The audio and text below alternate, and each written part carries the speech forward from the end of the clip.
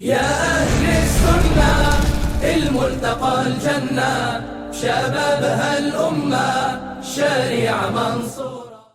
Ibn Taymije, braćo moje dragi, umru u zatvoru. Umru u zatvoru. Njegov život, kada čitate njegovu biografiju, stalno je bio po zatvorima. Stalno. Ode u Egipat, zatvore ga. Bude u Damasku, zatvore ga. Ode u Egipat, u Kairo, zatvore ga. U Iskenderiju, gore, zatvore ga. Vrati se u Damas, opet ga, gdje god dođe, zatvaraju ga.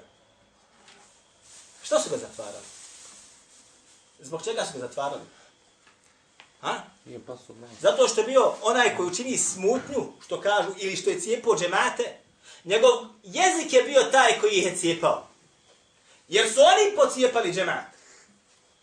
Onaj koji dođe sa novotarijom, mi smo to pojasnili, braćo, to je kod nas ovdje jasno ko bijeli dan. Onaj koji s novotarijom dođe, on je taj koji cijepa džemat i on je taj koji smutnju unosi.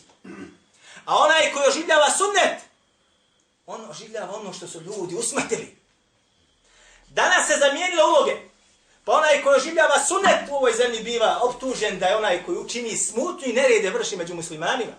A oni koji uživaju u bidatima i novotarijama za koje ne bre da ti padne na pamet, oni su spašeni, zaštićeni poput polarnih medvjeda. Znate što su polarni medvjedi? Oni bijeli. Ne smiješ ga darnuti.